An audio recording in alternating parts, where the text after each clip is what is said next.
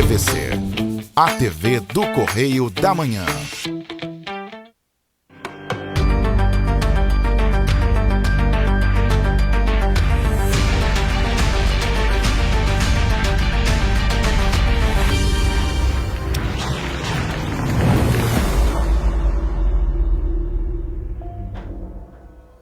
Olá, sejam muito bem-vindos ao programa Abrindo o Jogo. Hoje nós temos a honra e a satisfação de bater um papo, entrevistar o professor Fábio Alves, professor de Educação Física. Professor Fábio, seja bem-vindo ao programa Abrindo o Jogo. Obrigado a todos, é sempre um prazer estar aqui na TVC Correio da Manhã. Bom dia, filhos, é bom estar aqui com você. É sempre bom estar falando para a nossa cidade de Petrópolis. Na verdade, TVC hoje que passa, para o mundo inteiro a partir da transmissão das redes sociais, essa ampliação que a TV teve e que nos permite estar conversando com todos do mundo inteiro, mas, claro, sempre especial falar para a nossa cidade de Petrópolis. Professor, a gente tem aqui a figura marcante da sua presença como advogado, ex-procurador do município, controlador-geral do município. Fala um pouquinho, vamos começar dessa transição de carreira, que é muito importante. Trouxe aqui a Vanessa, que é uma grande amiga, especialista no assunto, mas nada que um caso concreto para poder falar dessa transição de carreira. Filhos, o que acontece? Nós, quando fizemos o vestibular, lá atrás, muitos anos atrás, nós passamos para Direito e Educação Física. Fizemos Direito, que era a nossa grande paixão, atuamos, gostamos muito, mas em 2017 a gente resolveu fazer essa segunda paixão, seguir esse segundo instinto aí, que era Educação Física, até como hobby, como uma maneira também de distrair, até porque eu gosto muito de estudar, eu gosto muito de ler, e fui fazer então a Educação Física por carinho, por paixão, por convicção.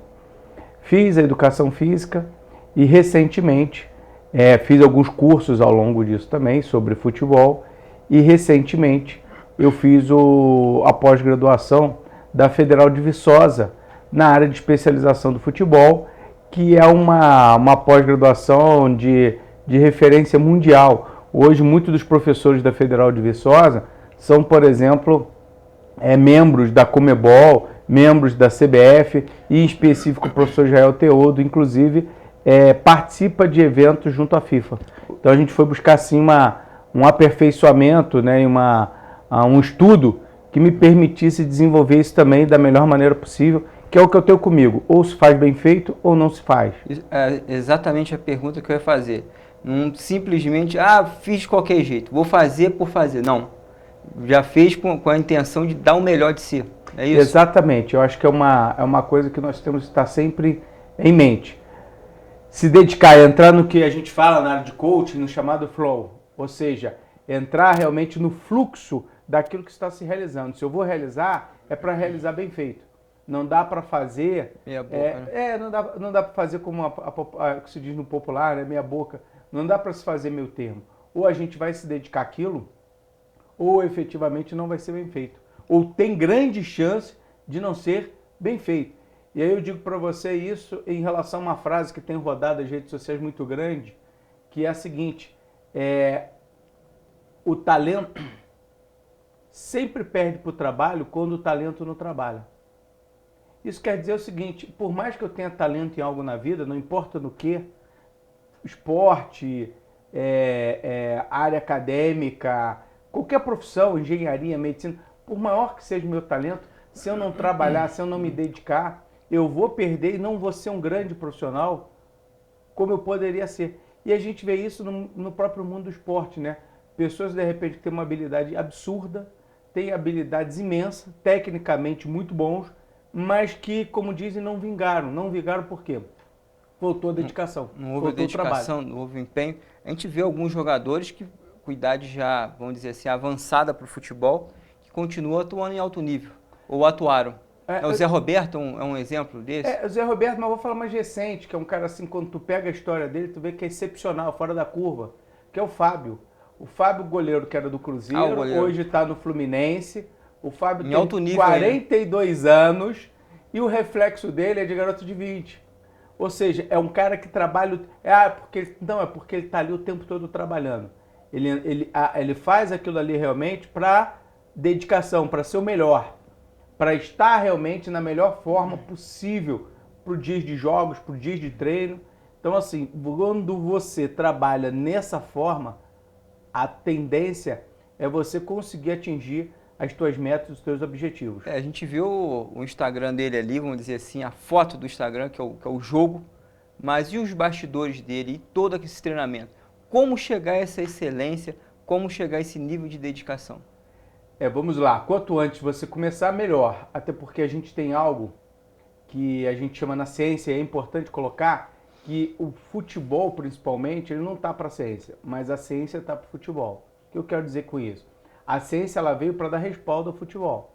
E alguns estudos mundiais demonstram, por exemplo, que eu tenho que trazer algumas informações automatizadas para o lado né, para uma parte do cérebro que é chamada parietal. E o que acontece com isso? A neurociência explica isso. Em algum momento essas minhas ações se tornam automatizadas. Elas se tornam comum. Vou dar o exemplo de dirigir. Quando a gente aprende a dirigir um carro, né, a gente fica olhando para o lado, aí passa.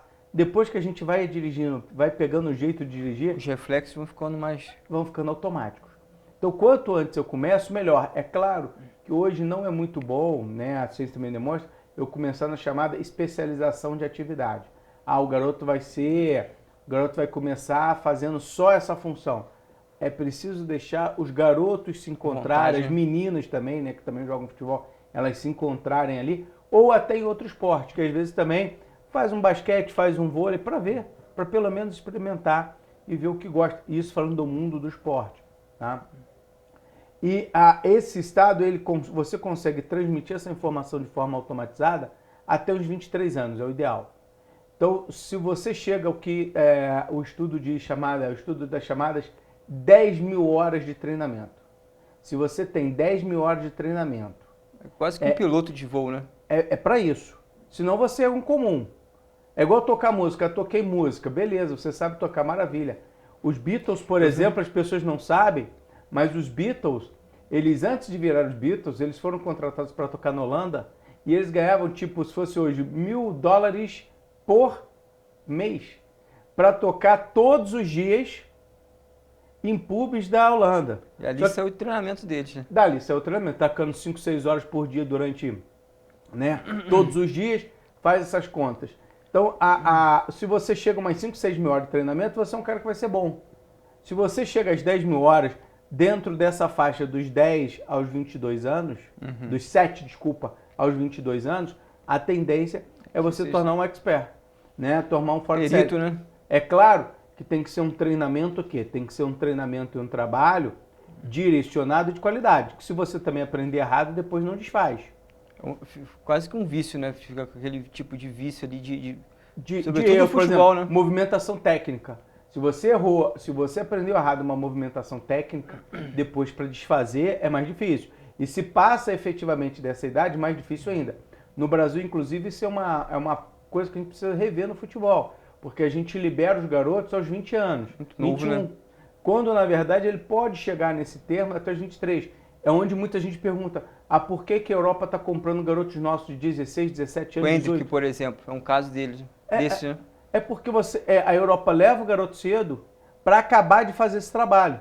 É onde o Vinícius Júnior estourou lá com 22 anos. Ancelotti fez ele, né? Moldou ele chegou numa Copa completamente diferente daquele Vinícius Júnior que era do Flamengo. Driblador, só driblador, e que não tinha objetividade, né? Eu vou falar muito antes do Ancelotti. Ele foi pro Real Madrid B, trabalhou ali 2, 3 anos, e eles colocou isso, mérito dele, na reserva do Real Madrid, foi trabalhar, e aí veio o Ancelotti olhou e falou assim, o garoto está preparado. E é o estilo de jogo que o Ancelotti gosta, pontas abertas com velocidade, né? Extremos puxando para o meio, então isso ajudou o tipo de jogo do Vinícius Júnior, mas que passou a ser um jogo não só individual, mas também coletivo.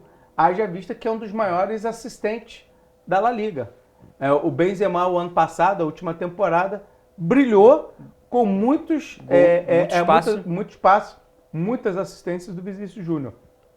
Então houve todo um trabalho, porque ele ainda estava na idade do trabalho, porque o Real Madrid levou nessa idade ainda, nesse meio termo. assim como agora o Hendrick, assim como o Rodrigo, assim como muitos outros casos que a gente pode falar, do porquê garotos estão indo cedo para lá, para fazer esse trabalho que no Brasil só nos últimos anos a gente começou a perceber, mas ainda é feito de uma maneira muito... Arcaica ainda, não é está evoluída. Não é nem que está evoluído arcaico, mas ainda assim, poucos clubes. É uma quantidade muito pequena perto do que a gente pode produzir e do que a gente produz para futebol. É preciso repensar essa maneira de trabalhar. Todo mundo já quer o garoto pronto, mas ninguém quer preparar o garoto. E esse preparo significa, não é só ter habilidade. Tem uma frase do Arrigo Sacchi, que foi um dos maiores técnicos italianos de todos os tempos, que diz o seguinte: não basta ser bom tecnicamente, é preciso ser inteligente para estar em campo. Quando ele diz isso, ele está falando do chamado processo cognitivo. É preciso trabalhar... Tem inteligência toda emocional, inteligência de comportamento. Não chegar numa final lá, ficar nervoso Não é aí que tá. Quando a gente fala dessa inteligência, teu emocional, mas tem a inteligência de ler o jogo. A leitura. Vou citar aqui Everton Ribeiro e Arrascaeta. Para mim são grandes leitores de jogo ali. Sim, e perceba, você passa 1 minuto e meio com a bola durante os 90 minutos. E o que você faz os outros 80 minutos e 30 segundos? Dos outros 88 minutos e 30 segundos, fora os acréscimos, você tem que estar jogando sem bola. Você tem que estar induzindo o teu adversário ao erro, abrir brecha para, por exemplo, uma infiltração de um centroavante, né? Gerar os espaços de jogo. Então é necessário que eu tenha jogadores inteligentes para estarem jogando sem a bola, estarem percebendo o jogo. E isso é um processo cognitivo que eu começo a trabalhar com princípios básicos do futebol lá embaixo, na tenra idade, 7 anos, 9 anos, 11 anos, uns 15 anos. Então eles precisam ter ideia, por exemplo, de superioridade numérica, igualdade numérica. E isso não quer dizer 11 contra 11 ou 10 contra 11. Às vezes eu vou ter... setor de campo. Exatamente, é dentro do setor de campo. Eu vou dar um exemplo vai marcar aqui os torcedores flamenguistas, né? E eu sou Flamengo. Recentemente, final da Supercopa, Flamengo e Palmeiras. O 4º gol do Palmeiras, né? O jogador do Palmeiras leva na linha de fundo, tem 4 do Flamengo em cima dele. Ele cruza, quando ele cruza, tá o Ayrton Lucas, me parece que era o Ayrton, sozinho com os 3 jogadores do Palmeiras. Um erro de na pequena área. O Gabriel, né? Pega a bola ali e faz o gol. Mas ele tá o quê? 3 contra 1. Então o Palmeiras ali criou superioridade numérica e os jogadores do Flamengo não conseguiram fazer essa leitura de fechamento. Então naquele setor do campo onde a bola foi recebida e da onde o gol saiu, eu tinha uma superioridade numérica do time do Palmeiras, o que gera uma vantagem imensa, exatamente porque vai gerar dúvida do marcador. Aonde eu vou agora? Eu tenho 3 para marcar e estou sozinho. Então o jogador ele precisa ter essa inteligência em campo de trabalhar sem a bola, abrir os espaços. Entender os setores, né? E isso tem toda uma metodologia que é utilizada. A Alemanha, quando foi desclassificada na Copa de 2010, ela criou uma metodologia chamada Escola da Bola.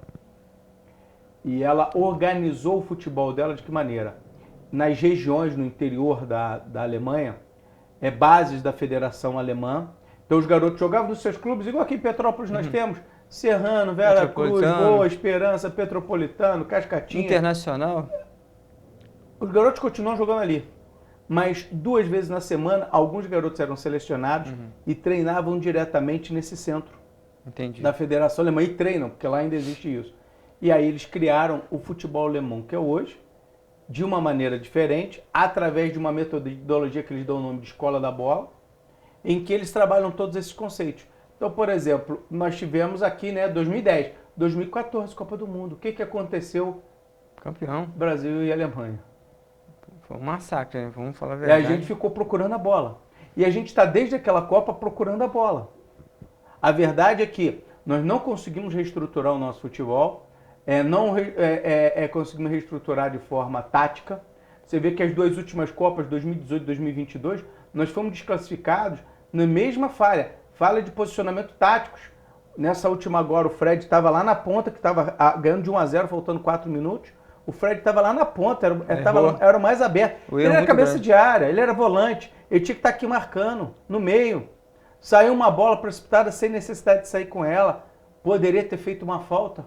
Tanto ele quanto o Casimiro tiveram a oportunidade de fazer falta ali no meio. E falta não é maldade, é uma falta tática. Tática. Os outros times, a Croácia fez falta tática o tempo todo. gente tá falando aqui em bater, a gente tá falando de dar carrinho, nada disso. Um segurar a camisa ali, um abraçar. Ontem eu vi uma entrevista do chamado, né, pelo dele, Muro Negro, que é um marcador do comercial de São Paulo, que marcou durante muitos anos o Pelé. Sim. E ele e o Pelé se tornaram amigos e ele dizia o seguinte, eu virava pro Pelé e já dizia nos jogos, eu vou te marcar, eu não vou te bater, mas eu vou te abraçar, porque por mim tu não vai passar. Isso. E ele abraçava Era a estratégia dele. E ele abraçava o Pelé e falou, vou fazer o quê? Eu vou abraçar o Pelé, eu não tenho o que fazer, eu não tenho como marcá-lo. Cartão, mas eu vou parar ele. Eu vou parar, e eu vou abraçar. Eu não vou bater, eu não vou fazer maldade, mas eu vou abraçar. Aquela falta técnica. E o Pelé ria com isso. E eles se tornaram amigos, aí mostrou foto dele jogando tênis juntos, o Pelé na casa dele. Então assim, você não precisa agredir ninguém, mas aquela falta faz parte do jogo, é falta técnica. Como é no basquete, você tem as faltas técnicas e as faltas táticas assim. Parar o jogo, né? Não tem Parar o jeito. jogo. 4 minutos ali, o Casemiro faz a falta, já tinha amarelo, garantia o Casemiro ser expulso. Vai conversar com o juiz. Classificava. Né? O Fred fazia falta, tomava amarelo, a gente classificava. Eu estou dando aqui hipótese. Mas ele falou, Fábio, mas ali no jogo o pensamento é rápido. Esse é o ponto. Ali no jogo o pensamento é rápido. E a gente precisa trabalhar todo esse processo cognitivo. Tá automatizado, né? É o que nós damos o nome, tem muito se falado na imprensa esportiva, né? Tomada de decisão. Então a gente precisa trabalhar essas tomadas de decisão dos nossos jogadores. Tem sido trabalhado. O Palmeiras é um exemplo disso, o Atlético Paranaense é um exemplo disso, na formação de base. O Flamengo tem sido exemplo disso, o Fluminense também tem feito trabalho disso. Os outros clubes iniciando. O Vasco começou um trabalho anos atrás. Reformulação, agora, né? E agora está dando resultado, que é um trabalho também baseado nisso. E tanto que a gente está vendo aí esse menino do Vasco que foi Gabriel indo embora. Não, o Andrei. Andrei. Garoto inteligentíssimo no jogar. Garoto inteligentíssimo de se posicionar, liderou junto com o Vitor Roque a seleção brasileira sub-20 agora. Né, foram muito bem, né? Foram muito bem, porque foi trabalhado esse chamado processo tático cognitivo, de tomada de decisão rápida, de tomada de decisão assertiva, de jogar de forma coletiva, individual, porém com estratégia. Pensando no jogo, pensando em todo o coletivo. Pensando em todo o coletivo. Num toque rápido, mas não é só um toque rápido, é na marcação, é na recomposição, é na pressão alta, ou seja, pensando aonde vai estar no campo para interceptar uma bola, né? Quando você está sem a bola, fazendo uma cobertura, fazendo uma concentração em campo. Então, esses detalhes que precisam ser trabalhados, e aí existem metodologias como da Alemanha que eu falava, que é a escola da bola, existem outras metodologias, como a espanhola dos Freezes Games ou dos GBAs. Então, assim, existem várias metodologias que dá para se trabalhar. O Brasil tem trabalhado com algumas delas. Vou dar exemplo aqui, o próprio Flamengo em algum momento contratou a Double Pass, que é uma empresa belga para estruturar a metodologia do Flamengo, lá em 2018.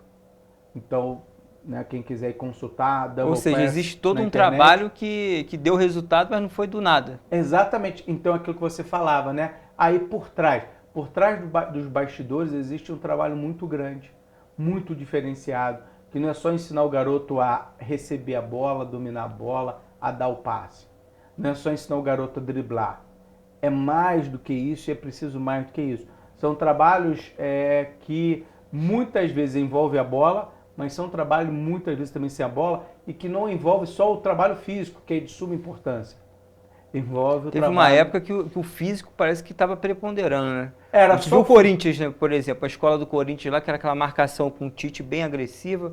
A escola italiana, a escola do sul, do Brasil, né? A escola firme, de força, né? A escola alemã de física, força, que a Alemanha complementou o quê? Com o processo tático cognitivo. Você fala assim, Fábio, como é que a gente verifica isso? Tem testes validados. Tem várias formas de validar.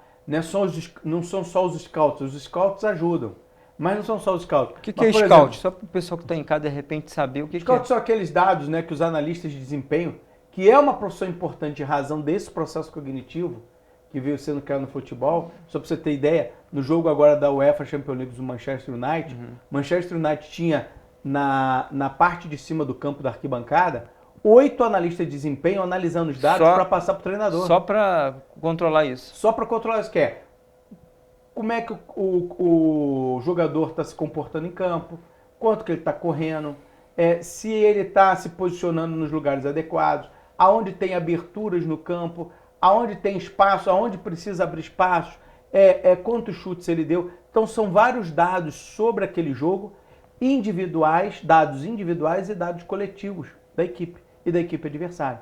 Então o Nath tinha 8 anos de desempenho, provavelmente alguns analisando os adversários, para analisar espaços em campo, e que está funcionando muito igual ao futebol americano, que você tem ali os analistas para entender o que o outro time está fazendo, para você buscar fazer o touchdown. No caso do futebol aqui, né, o nosso soccer. Rever a tática ali Exatamente. mais rápido, não demorar no tempo, né? A ideia do 4-3-3, 4-2-2, 5-2-3-1, olha só, isso aí é sistema tático que ajuda a organizar em campo, mas não é a base do futebol atual. A base do futebol dos grandes times tem sido exatamente essa inteligência em campo da equipe dos jogadores de saber como vai jogar, como eles vão se posicionar. E existe todo um trabalho por trás disso. Por exemplo, uma metodologia de trabalho é o da periodização tática, criado pelo professor Vitor Frade e o professor Júlio Garganta, que foi trazido para o Brasil. Um dos principais prepulsores disso foi o professor Israel Teodo, da Federal de Viçosa. Você tem, né, efetivamente, o espaço de fase, muito utilizado pelo Barcelona, pelo Pep Guardiola, que foi lá estruturado. Tic-tac, né? Foi estruturado. Foi o título que deram, mas... Paco Fiorello, que era um preparador físico do Barcelona e que foi auxiliar técnico do Cruyff no Barcelona, e depois trabalhou com o Pep Guardiola no Barcelona. Então você tem vários modelos e concepções de jogo que vão permitir o quê? Você criar a sua concepção a partir de 10. E a partir disso, o quê? Com os melhores jogadores. E quando a gente fala dos melhores jogadores, a gente tem que analisar, olha só o que é exigido hoje. Técnica, tático, físico, emocional e cognitivo. Inteligência de jogo. Inteligência de jogo, né? Então você imagina um garoto de 7 anos que vira e fala assim, eu quero ser um jogador de futebol hoje de alta performance. Ele tem que começar daqui, desde os 7, se dedicando. Eu falo muito para os garotos que eu treino, que eu tenho oportunidade de treinar, eu falo muito para eles, quando falaram para você assim, tu não vai na festa não, tu vai treinar, você não está perdendo uma festa, você está ganhando um treino. Porque se você tem um sonho, você quer conquistar o seu sonho, todo esse processo é um processo válido, é um processo importante para você atingir seu objetivo. Hoje você treina qual clube, onde você está hoje atuando? Eu comecei na escolinha, né? Tive a felicidade de começar na escolinha dos Guerreirinhos aqui em Petrópolis, com a querida tia Soninha, um beijo aí, tia Soninha, todo o pessoal lá que me ajudou, me orientou muito, os professores lá na minha época de estágio me ajudaram, o Fernando, né? O Anderson, o Michael, o Lucas, todo o pessoal, sempre com muito carinho, tia Soninha, é claro. Depois, aí com os Guerreirinhos nós fomos campeões sub-12 da Copa Tribuninha em 2020. Depois nós tivemos o espaço aberto lá pelo presidente do Boa Esperança, pelo Durval, querido Cebolinha, também manda um abraço. Ficamos lá 1 ano com ele, desenvolvemos um trabalho. Lá é campo, futebol de campo. Lá futebol de campo. Estávamos preparados para continuar lá o trabalho com a garotada, que é uma garotada sensacional, os garotos muito bons de trabalhar, muito educados, muito dedicados. E aí veio o convite para a gente ir para o Sub-11 profissional, Sub-11, né, a base do Veracruz. E aí esse convite carinhoso aí do Alex Arruda e do pessoal, e aí alguns outros motivos, né, também pessoais, me levaram também a escolher e abraçar essa responsabilidade de estar lá hoje no Veracruz com o Alex e com toda a equipe lá que vem fazendo um trabalho também de anos no Veracruz, e a gente veio para somar aí e nos adequarmos também ao trabalho que eles fazem lá. Entendi. Quais são os objetivos lá do Veracruz e Campeonato? Isso assim, eu deixo muito para a parte da diretoria, mas assim, o profissional esse ano de novo, disputar o profissional, buscar subir, né, de série, né? E a principal eu vejo formar realmente os garotos dentro do que o futebol moderno pede. O clube tem uma preocupação muito grande com esse caráter formativo humano dos jogadores, e além desse formativo vai além humano, das 4 linhas. Vai além das 4 linhas. né? Porque muitos desses garotos vão ser profissionais, mas outros não. E a gente precisa também deixar algum legado para esses garotos, para que eles possam, né, caminhar na vida deles também como grandes cidadãos e pessoas de bem. Professor, eu estou vendo na sua mão um livro e nós vamos falar um pouquinho sobre ele, essa tua experiência, esse livro que o senhor escreveu, no segundo bloco. Vou deixar aqui o pessoal curioso para saber o livro, a história do livro, e a gente volta dentro de um minutinho com o programa Abrindo o Jogo. Fiquem aí, fiquem atentos, e a gente volta comentando sobre o livro que está na mão do professor Fábio. Até já.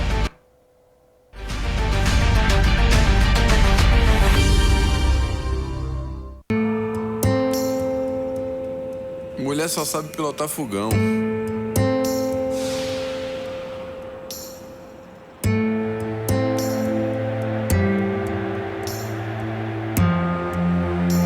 Desde quando a torcida respeita? Mulher na obra nunca dá certo, né?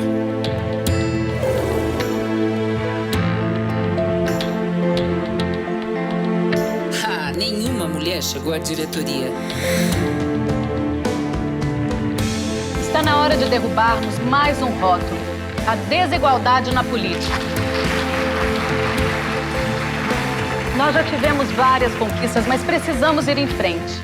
Faça você parte das decisões do seu bairro, da sua comunidade, do seu município. Quanto mais participação feminina na política, mais democracia.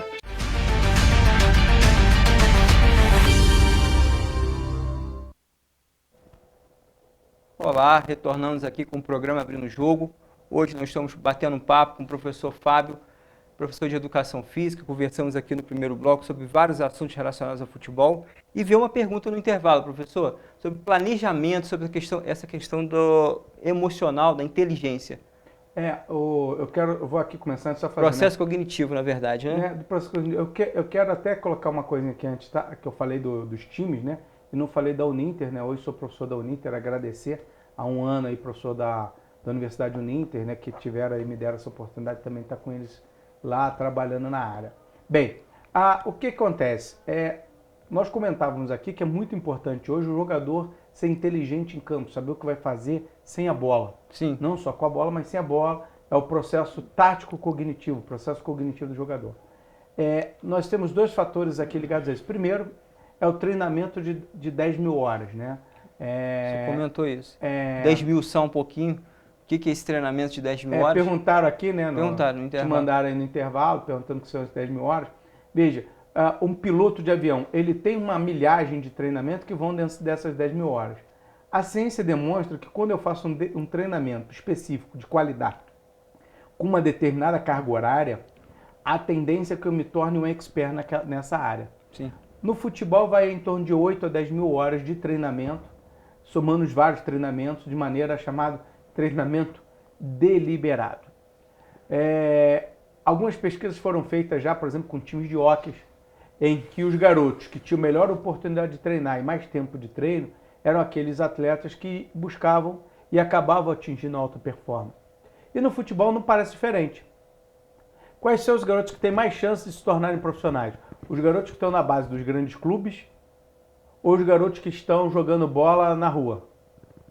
No futebol de rua. Eu gostaria dos grandes clubes, claro. Por quê? Porque já estão no clube? Não, porque eles estão ali treinando o tempo todo. E aí essa é uma grande vantagem que a gente vê, por exemplo, no esporte americano. Porque os garotos fazem o ensino médio jogando futebol, ou praticando basquete, ou praticando vôlei. Aí eles vão para a universidade, continuam praticando, a nível profissional, mas dentro da universidade. E aí se formam com 22, 23 anos. Mas eles passaram uma carreira inteira fazendo aquilo. Aí de repente aparece um grande tenista americano, um grande jogador de basquete, um grande nadador. Não é que aparece de repente, é porque ele fez todo um trabalho de treinamento. Foi construído, né? Lapidado. Ele foi lapidado. Isso foi construído. Então é de suma importância esse treinamento deliberado, né, direcionado, acompanhado, por fases. Quando eu digo por fase, por idade. Né? Você tem ali uma idade de 7 a 11 anos que o treinamento é 1. Ali eu não tenho que estar com a preocupação do garoto sair driblando todo mundo. Ali eu não tenho preocupação de ganhar títulos.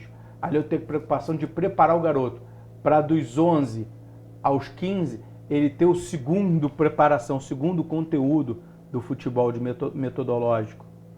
E dos 15 aos 19, ele ganhar o treinamento específico, e aí dos 19 em diante ele tem que estar pronto para ir aperfeiçoar e ter a possibilidade... Cada etapa um desafio. Exatamente. Mas o treinamento começa ali, com os 7. O ideal é isso, 7, 9 anos.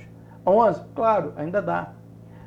A idade de ouro hoje, em razão disso no futebol, é considerada dos 11 aos 13. Os grandes clubes consideram a idade de ouro para o garoto verão esportista os 11, 13 anos. Porque envolve isso, trabalho psicomotor.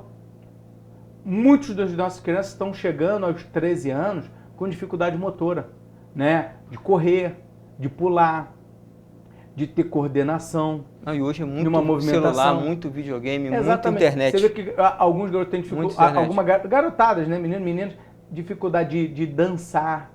Por quê? Falta esse trabalho na infância, ali nos 5, 7 anos, 8 anos, 9 anos, de coordenação motora. E aí isso, claro, vai influenciar numa possibilidade, exato, na possibilidade futura do garoto treinar. E aí, esse desmembramento, como é que eu meço, como é que eu avalio esse processo cognitivo? Existem vários instrumentos validados. Um dos instrumentos é brasileiro, por sinal, é o Tactic Up. É uma ferramenta em que o garoto faz um teste de uns 20 minutos e você consegue avaliar em que fase do entendimento do jogo, da leitura do jogo ele tem. O que ele consegue ler, qual nível ele está. E com base nisso, você prescreve treinamentos, como receituário médico. Você vai pegar e vai fazer assim, ó, o atleta X tem um nível X, para ele alcançar uma melhoria nos próximos 2 meses, ele precisa fazer esse treinamento. E a cada 2, 3 meses você vai mudando o treinamento dele conforme a evolução dele. Então tem esse instrumento. Eu sou um dos profissionais... exatamente isso. Qual profissional está habilitado a fazer esse acompanhamento? Qualquer profissional da área do futebol, claro, que conheça o instrumento, que saiba lidar com ele. Eu, por exemplo, sou um dos profissionais habilitados. Eu fiz o curso que envolveu o Tactic Up, foi lá na Federal de Viçosa, no NUPEF, no Núcleo de Pesquisa e Ciência do Futebol. Sim. Nós fizemos o curso. Então hoje, por exemplo, nós estamos habilitados. Nós temos... Esse trabalho executado, já executa esse trabalho? Sim, eu vou dar o exemplo, vou tomar a liberdade aqui de dar exemplo, porque isso foi falado de maneira aberta. Eu ia falar do jogador específico, mas nem vou falar, para não criar tumulto. Falando no geral, né? Geral. Tem um jogador agora de 16 anos de um grande clube que está estourando. O garoto fez gol aí recentemente no campeonato, quando estreou. E esse garoto, por exemplo, ia ser dispensado. E aí foi feito o teste no garoto e o treinador que conhece dele, que conhece também o potencial dele. Não, e conhece o instrumento, porque também fez o curso, virou e falou assim, não vou dispensar ele não. Eu fiz o teste nele aqui, o que eu preciso trabalhar nele é isso. Ele vai explodir, vamos botar na linguagem... Ele vai explodir. Futebolística aí. Ele vai explodir. E com base nesse teste específico, não dispensar, o garoto ia ser dispensado. Não dispensaram o garoto. O garoto 1 ano depois está explodindo. Entendi. Então existem testes validados, específicos. Um deles, não é o único, você tem um teste de Viena, você tem o teste, né, de GBA, que está ligado à concentração, porque envolve muito concentração, mas você tem o teste do Tactic Up, por exemplo, que é um desses testes, você tem um FUTSAT, mas você tem um Tactic Up, que é um teste barato de se fazer, e que com a leitura correta e a prescrição correta, você consegue a desenvolver melhor o atleta e ajuda o atleta realmente a atingir o objetivo dele. Pelo que o senhor está falando, são vários instrumentos que compõem o futebol hoje. Não é simplesmente chegar e aquele bando dentro de campo. Não, não é. Você tem ideia, a La Liga tem um dos instrumentos mais caros do mundo de desenvolvimento de atleta. Você tem, por exemplo, um dos mais caros, inclusive a Federação Paulista recentemente fez um convênio junto com a La Liga e com essa empresa que tem esse equipamento para aplicar no futebol paulista. Só para a gente ver o nível da coisa, que é o Y-Scout. É um dos mais caros que existe, o Y-Scout. E você tem, por exemplo, um outro teste que é o Y-Tracking. O Y-Tracking é aquele óculos, né, que você coloca. Realidade virtual. E o que o Y-Tracking faz? O Y-Tracking, ele vê aonde o jogador está olhando e como ele está se concentrando. E a partir dali você faz uma leitura do que ele deixou passar, do que ele não viu em campo. e você consegue também desenvolver treinamento Específico específico pra para esse jogador. Entendi. Vamos falar agora um pouquinho do livro. Vamos mostrar aí, se puder mostrar aqui, focar na câmera aqui. Queria que você comentasse um pouco dessa paixão sobre o futebol, o que te levou a realmente escrever, a estar publicando essa obra. A obra foi o trabalho de conclusão de curso da Federal de Viçosa, escolhi fazer o livro, e eu ia falar sobre a história do futebol. Mas é diante dos estudos que nós lá tivemos, e fazendo as pesquisas para o livro, nós nos deparamos com um fato interessante, que era de que os grandes atletas, não importa a área, Kobe Bryant, Michael Jordan, Phil Russell no basquete, jogadores de vôlei, nadadores e, claro, jogadores de futebol, todos tinham parâmetros semelhantes. Né? Então eu vou falar do futebol. Zico, Maradona, Garrincha, Pelé, Cruyff, Bob Charlton, vários jogadores, Marta, ou seja, todos tinham um parâmetro, comum. Qual era o parâmetro comum? Eles começaram a jogar cedo, eles começaram com treinamento deliberado cedo, eles treinavam mais do que os outros. Quando todo mundo parava de treinar, eles continuavam treinando. Você fala em treinar, eu lembro do Oscar, do basquete. O Kobe Bryant dizem que quando o time acabava de treinar, ele continuava. O pessoal tomava banho, saía do vestiário, ia embora e continuava treinando. O Zico, nós sabemos das histórias, não precisamos falar, né? Dos treinos de falta, todo mundo ia embora e ele continuava treinando falta. É histórico isso, né? Então, assim, todos tinham essa ideia da quantidade de treino e da dedicação. Mas mais do que isso, eles tinham propósitos. Propósitos que iam para além das 4 linhas. Então, por exemplo, o Pelé recebeu proposta para jogar em vários clubes do mundo, Real Madrid, Barcelona, nunca quis sair do Santos, porque ele queria levar o Santos, na verdade, ao outro patamar, a ser o grande Santos que é hoje, desde a sua época. E é uma verdade, hoje você não consegue falar de Santos sem pensar em Pelé, sem pensar no Santos. É verdade. Da mesma forma o Zico, você não tem como falar do Zico sem pensar no Flamengo, você não fala do Flamengo sem pensar no Zico. Né? O Flamengo era um grande time antes do Zico e se tornou o que é hoje, depois do Zico. E da mesma forma, você não tem, né, o que o Flamengo fez pelo Zico. Então, é uma ligação troca, muito forte. E uma troca, né? É uma troca, uma ligação muito forte. Da mesma forma, quando a gente pensa no Ajax e a gente pensa na Holanda e a gente pensa no Barcelona, a gente pensa em Johan Cruyff. Você não tem como pensar no Johan Cruyff sem pensar no Ajax, sem pensar no carrossel holandês de 74, sem pensar no Barcelona. Sim. E você não tem como fazer também o contrário. Então nós nos deparamos com fatos que nos levaram a entender e a escrever o livro baseado em que linha? Primeiro, o que é necessário para se tornar um grande atleta de alta performance? O que ele precisa fazer? Qual é o caminho a ser perseguido? O que ele precisa de habilidades? Eu digo habilidades só técnicas, não, as mais diversas. Qual a influência do treinador? Porque ainda tem um detalhe, é diferente de ser técnico de treinador. Qual a diferença de técnico e treinador? Técnico, vou pegar o time... Em linhas gerais. Técnico, vou pegar o time, vou montar o time, vamos botar para jogar, sistema 4-3-3, você vai jogar na ponta esquerda, joga lá, pô, o garoto é bom pra caramba, dribla, tá fazendo gol, sou o técnico. Beleza. O treinador é aquele cara que chega pro atleta e fala o seguinte, tu é bom, mas eu preciso te potencializar ainda mais. O treinador é o cara que individualmente, coletivamente, ele consegue potencializar a equipe. É o caso de um Pep Guardiola, é o caso de um Klopp, é um caso de um Cruyff. São agora uma dúvida profissionais que potencializam o atleta para além daquilo que o atleta está. Ele consegue fazer esse trabalho no aspecto individual. Vou te dar o exemplo do Arrascaeta. O Arrascaeta, quando chegou no Cruzeiro, ele chegou ao ponto de quase ser dispensado. Ele foi potencializado por alguns treinadores que não eram o treinador do time principal. Foram treinadores por trás do Cruzeiro algumas que ajudaram isso. Que ele tinha, inclusive por um dos maiores coachings do Brasil, que é o professor Varley Costa. Eu ia te perguntar exatamente no Cruzeiro. Isso. O que é o coach? Qual é o trabalho do coach? O coach esportivo, ele faz esse trabalho de manter o jogador na meta, manter o jogador em alto nível. A parte motivacional também? Motivacional também, mas não só. Mas ele também tem a capacidade de gerir esse treinamento do atleta.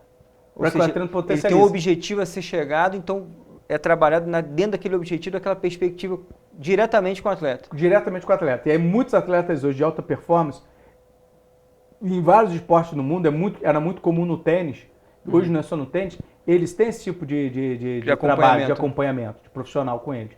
É o caso, por exemplo, do Djokovic. O Djokovic mudou o coaching dele, que não é o treinador. É quase que um personal. É um personal. Mas que vai trabalhar o quê? Vários outros aspectos dele para que ele possa estar evoluindo.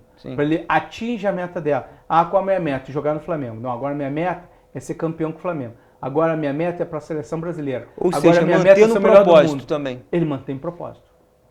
Ele reestrutura o propósito dele. Ele faz a realidade. É uma constante. É uma constante. E aí você fala assim, pô, mas é uma vida fantástica se você se propõe a fazer e você se propõe a realizar de verdade. Não há desperdício. O que existe é o desperdício de tempo. Eu ficar sentado, no sofá, jogando o celular e imaginando que o milagre vai cair do céu. Não vai cair do céu. É trabalho. É trabalho. E é trabalho. Autorresponsabilidade, né? É autorresponsabilidade, é disciplina, é constância. É o sucesso, né? Para se atingir o sucesso. Então, assim, o propósito está nisso. E dentro disso, nós temos 3 inteligências. A inteligência intelectual, a inteligência emocional e uma terceira inteligência que tem sido muito trabalhada, que é a inteligência espiritual, que não tem a ver com religião. É do propósito. Espiritualidade. É do propósito. É do insight. Você vê o seguinte, o que o Pelé gerou para o Brasil? Muitas coisas. Esperança, o que o Ayrton Senna gerou para o Brasil e gera até hoje? Sentimento de nacionalidade, né? Sentimento de nação. O que um Phil Russo fez nos Estados Unidos na década de 50 e 60, durante, né, a situação de segregação racial. Então é muito mais do que isso. O impacto que eles tiveram. Na vida das pessoas. Né? Na vida das pessoas. Um Robson no beisebol, onde os negros não eram aceitos, passaram a ser aceitos no beisebol a partir dali. Então, assim, propósitos, né? A gente vinha, por exemplo, Pelé e o Garrincha, a gente não pode esquecer, 58 nós ganhamos depois de passar por 2 grandes traumas. A Copa de 50 no Maracanaço, e em 54. Tudo bem que em 54 nós fomos eliminados pela melhor seleção do mundo da época, que era a Hungria, chamada Seleção de Ouro. Mas fomos. Eu escutei dizer que na Hungria que começou essa questão de aquecimento, né? A Hungria fez a primeira grande mudança no futebol ali, em meados de 50, com a questão do treinamento físico e dos aquecimentos. A década de 50 nasce a Seleção de Ouro, que ganha 32 partidas invictas. Ou seja, a gente vê a evolução, né? Aí, década de 70, a gente vai para a grande transformação que tem ali do futebol arte, 58. Década de 60, né? 58, passando por 60, futebol arte, com Pelé, Garrincha, com a seleção brasileira.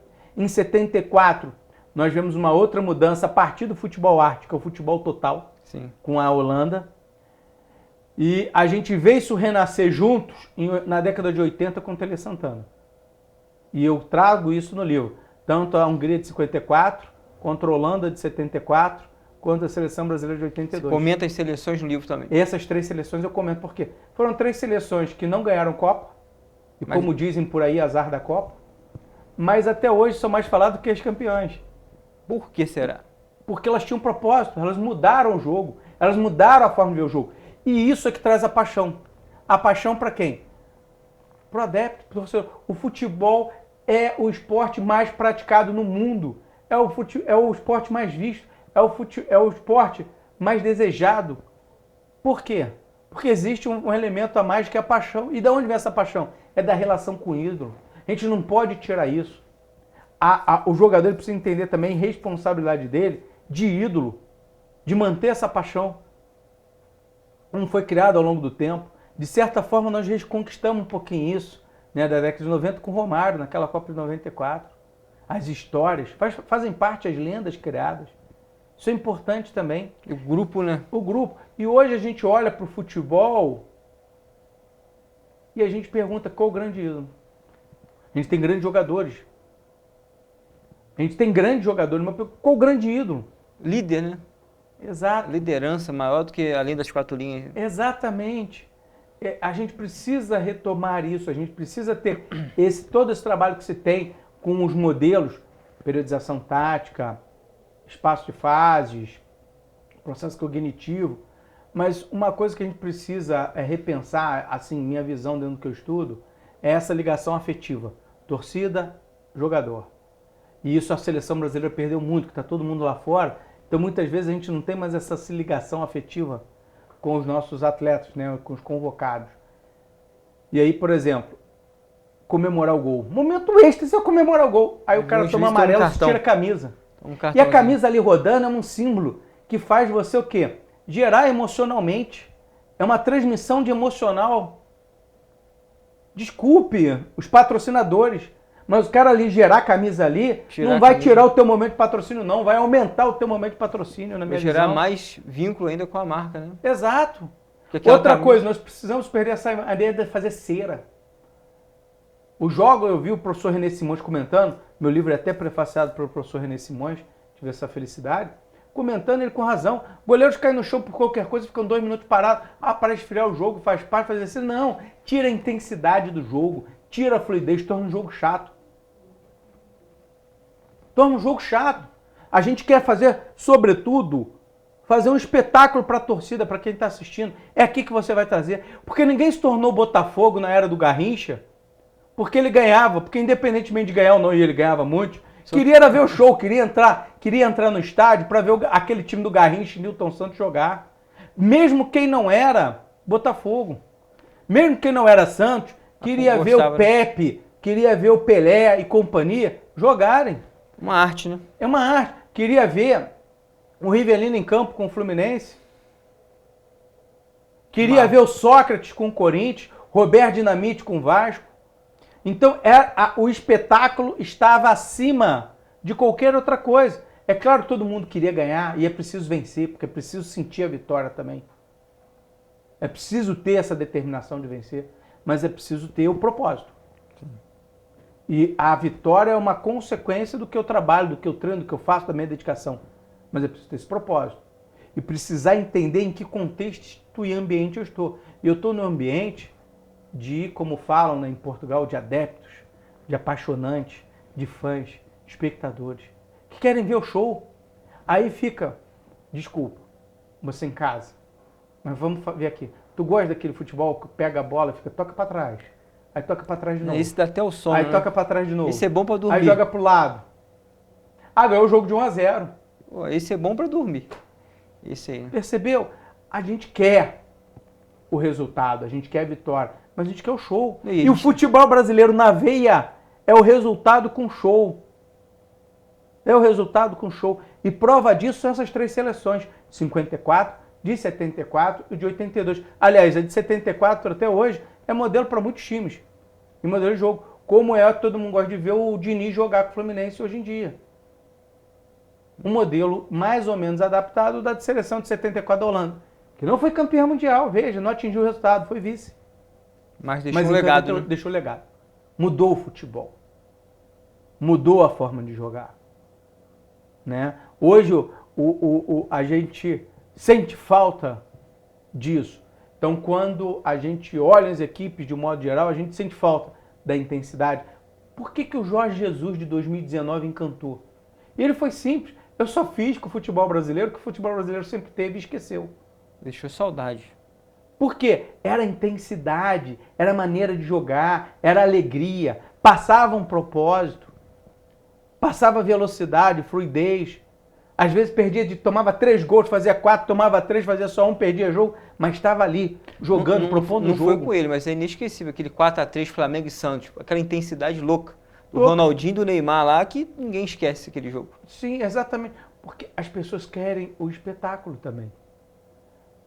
As pessoas querem o espetáculo. Era Neymar de um lado, Ronaldinho do outro, e o jogo ali comendo solto. As pessoas querem o show.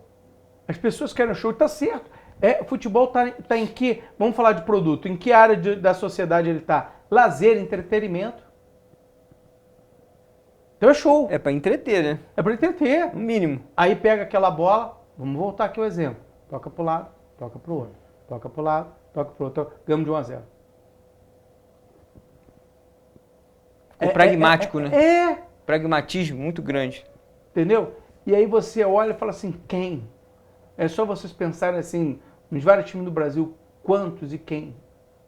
Então isso, por outro lado, demonstra o seguinte, tem um espaço imenso a ser ocupado porque quem jogar futebol. E eu espero que os atletas que estão vindo tenham em mente essa responsabilidade que eles têm, tenham em mente a oportunidade que eles têm. Porque, por outro lado, né, é escrever um capítulo da história lindíssimo. É a oportunidade de escrever e fazer da De entrar vida... pra história, né? É dar um sentido muito grande àquilo que se faz. Mais do que as 4 linhas ali, dá um sentido para a vida. Pra Deixar alguma coisa para a sociedade. Uma Exato. entrega. Uma entrega. É uma entrega. A gente olha para um Júnior, a gente olha para um Zico, né? E a gente vê como exemplos de pessoas e cidadãos a serem seguidos. Não só de esportistas, mas muito além das 4 linhas. Pela maneira de falar, pela maneira de tratar as pessoas, pela maneira de se comportar, pela maneira de A hombridade, agir, né? a hombridade. Né? Você Então, vê que o Zico recentemente pediu para a torcida do Flamengo tirar uma música que agrediu o Pelé e o Maradona. o Maradona, Só, por favor, vamos parar de cantar isso aí. Então, assim, Você vê o e a nível, né? torcida imediatamente atendeu Atendeu, na hora. pela pessoa que ele é, pelo que ele representa. Não é só pelo atleta Não é também, só mas ganhar, não é só e não é só pelo atleta, Não, pela pessoa que ele é. pela pessoa que ele é. Então, assim, isso tudo é importante. É essa noção que a gente precisa. É um mundo fantástico, é um mundo de realização, mas tem o preço, que é o preço da dedicação, é o preço da determinação, é o preço da disciplina. Então, no nosso livro, por exemplo, a gente aborda muito isso. É claro que por trás disso existe metodologia, existem profissionais, e um deles, que é uma área que eu tenho trabalhado, né, que é o do coaching, que é exatamente estar ali estabelecendo parâmetros para os atletas e buscando entender o atleta e a manter o atleta realmente dentro do alto nível. Que você tem muitos que trabalham em coletivo, com a equipe inteira, tem muitos que fazem esse trabalho individuais, como tem alguns atletas de alta performance que têm trabalhado e contratado coach individualmente específico. Como, vou dar exemplo do Djokovic, que alguns anos atrás resolveu mudar o coach dele e trouxe um outro coach para trabalhar com ele, foi muito divulgado. Outros também têm, mas eu estou falando do Djokovic porque foi muito divulgado na época essa mudança que ele fez no tênis, né, do coaching dele esportivo. Ou seja, existe a ciência, mas tem a paixão também. A paixão ela é parte, ela é integrante. Ela é um dos elementos intrínsecos, né, internos, motivacionais. Mas você tem vários elementos. Né? Você tem como primeiro elemento, às vezes, a possibilidade financeira de trabalho. Mas isso tá bom, agora eu já tenho trabalho. E aí? Aí eu preciso estabelecer novas metas. Você tem ali o fato de, todo mundo, eu gosto de todo mundo gritando meu nome. É um motivador. Então eu falo assim, a torcida não ganha jogo, ganha muito jogo. Porque tu tá ali desanimado e de repente alguém começa a gritar teu nome. Tem uma passagem, uma entrevista do Zico interessante, que quando ele foi se despedir para ir para a Udinese, tinham falado na imprensa que ele estava bichado, inventaram essa história que ele estava bichado, porque ele tinha sido vendido. E ele entrou no Maracanã, Flamengo e Fluminense, e pela primeira vez ele conta que foi vaiado pela torcida adversária. Porque ele nunca tinha sido vaiado nem pela torcida adversária. E aí a torcida vaiava ele e falou, caraca, hoje vai ser fogo jogar. E ele lembrou de um conselho que ele recebeu do Zizinho, que dizia o seguinte, o dia que tu não estiver bem, dá carrinho, pula na bola, marca, dá chutão, joga com garra que a torcida te aplaude, grita teu nome e o teu ânimo vira. E foi o que ele fez os 20 primeiros minutos. A torcida começou a aplaudir ele pela raça dele. E aí, de repente, ele foi e meteu 3 gols no jogo. Virou 4-2, acho que foi 4-2 Flamengo e Fluminense, com 3 gols dele. Isso que ele dá bichado, imagina se não tivesse. Não é que era uma mentira que inventaram ali, mas para mostrar como é que a torcida influencia, como é que o motivacional... O exterior, né? O exterior. Né? Um ambiente entusiasma, um ambiente modifica. Então, assim, tudo isso são elementos a serem trabalhados e a ser considerados, né? São diversos fatores, não é simples, é complexo, mas é o que torna o futebol, na verdade, lá dentro, o esporte, o basquete, né? Aquela cesta de última hora, né? No vôlei, aquele último saque que faz, né? O ponto é que aquele touchdown de última hora no futebol americano é o que faz a diferença. É o que faz tudo valer a pena. E que a gente escreve aquele momento da história que mesmo depois que a gente para, a gente olha para trás e fala assim, porra, valeu a pena. Valeu a pena. Então eu digo aos jovens, vamos praticar esporte, não importa qual. Se para alta performance não, vamos jogar basquete, vamos jogar futebol, vamos jogar Educação vôlei. física vamos na escola, praticar, né? vamos pular corda, vamos fazer natação. Realmente é educação física, né? Educação.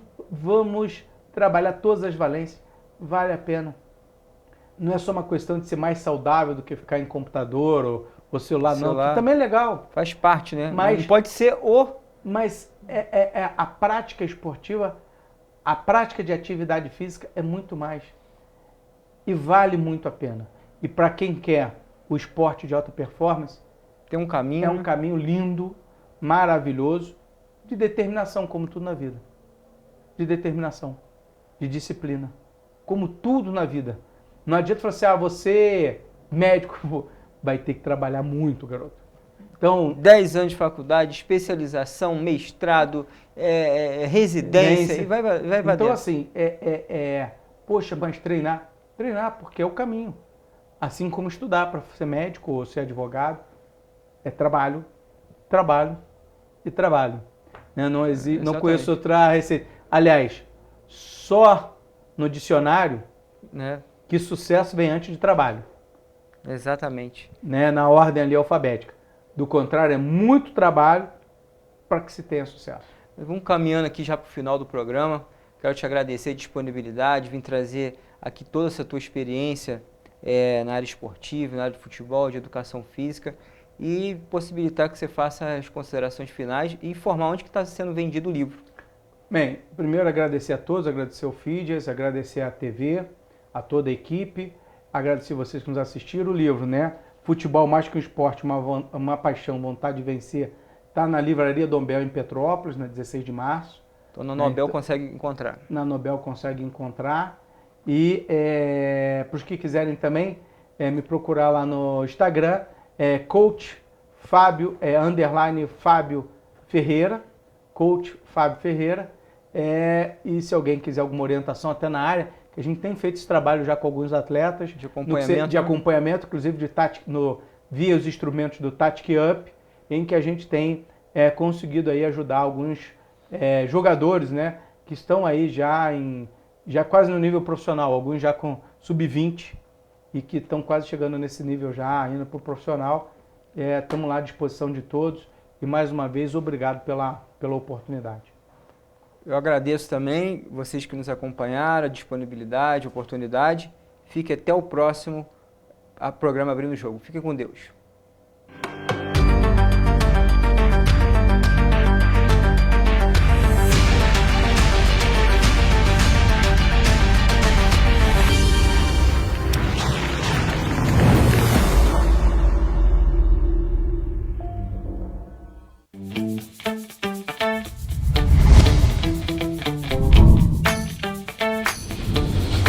TVC, a TV do Correio da Manhã.